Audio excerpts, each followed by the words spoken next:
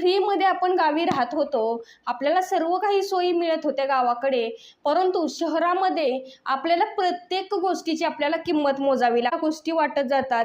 तसंच आपल्या जीवनामध्ये ना काहीसं असंच घडून जातं, आपल्याला कधी आपल्याला किंमतच समजून येत नाही की ती गोष्टी एवढी किमती असेल. जिथे किंमत आहे तिथेच आपली जागेला किंमत होतं, त्या घराची आपल्याला पैसे मोजावे लागतात, त्यावेळेस आपल्याला घराची किंमत समजायला लागते.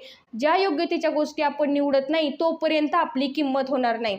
बघा, आपण एखाद्या घरामध्ये ना एखादं शोपीस आणलं किंवा काही गोष्टी आणल्या, तर आपण त्यांना योग्य जागी ठेवल्या तर त्या जागेला ना किंमत येते किंवा ती जागा खूप छान शोभून दिसतं. तसंच काहीसं होऊन जातं, आपली ना काहीच किंमत उरत नाही की ज्या आपण जागी आहोत त्या घरामध्ये आपली किंमत आहे का. त्या आपल्याला जे काही करायचं आहे, मी गृहिणी आहे परंतु मला त्या घरामध्ये मला किंमत आहे, ह्या गोष्टी सर्व गोष्टी आपण निवडणं गरजेचं आहे. पाण्याची बॉटल आहे आणि आपण पाणी ना घरी आपल्याला ते पाणी फ्री मिळतं, ते एक बॉटल पाणी आपल्याला घ्यायला 20 रुपये बाहेर गेल्यानंतर आपण कुठे प्रवास करत असू तर त्या पाण्याची किंमत मोजावी लागते. तसंच आपण ना जिथे तिथे त्या पाण्याची किंमत बदलत जाते किंवा त्या राज्यामध्ये असेल अनेक इतर ठिकाणी प्रत्येक गोष्टीची किंमत बदलत जाते. तसं ना आपल्या जीवनामध्ये शहरामध्ये वेगळी किंमत राहते, ग्रामीण भागामध्ये वेगळी किंमत प्रत्येक वस्तूची राहते, जागेची किंमत वेगळी राहते. तसं आपल्या जीवनामध्ये आपण ना आपली ही जागा आपण निवडणं आणि जिथे आपल्याला काही व्हॅल्युएबल आपली स्वतःची जिथे किंमत आहे तिथेच आपण आपली निवड स्वतःहून करणं सर्वात महत्त्वाची गोष्ट येते. कारण आपण ना तिथेच आपलं रडगाणं चालू आहे की तोच व्यक्ती तसा आहे, मी काय करावं, मला काहीच समजत नाही आहे, मी एवढं माझ्यामध्ये हे आहे तरी मी तेच घरकाम करते. जे मालक आहेत ना तिथे ना तसंच त्यांच्या तिथं तसंच घिसेपिटं काम करावं लागतं किंवा तिथे जरी पगार चांगली भेटत नाही आहे, मला तिथे बाहेर चांगली पेमेंट मिळेल परंतु मी जायलाच तयार नाही आहे कारण तिथेच माझं काम चालू आहे.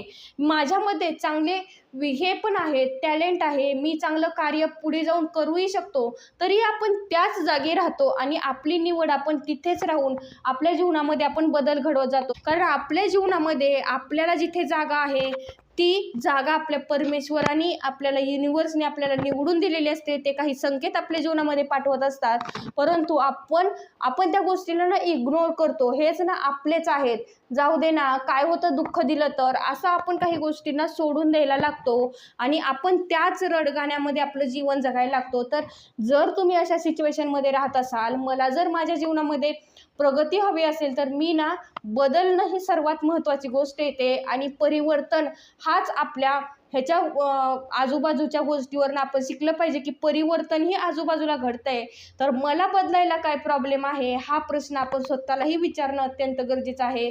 आणि मला ना एखाद्या कार्यक्रमाला जावंसं वाटत नाहीये परंतु घरातला व्यक्ती ना खूप जबरदस्ती करतो किंवा तुला यावंच लागेल तिथे.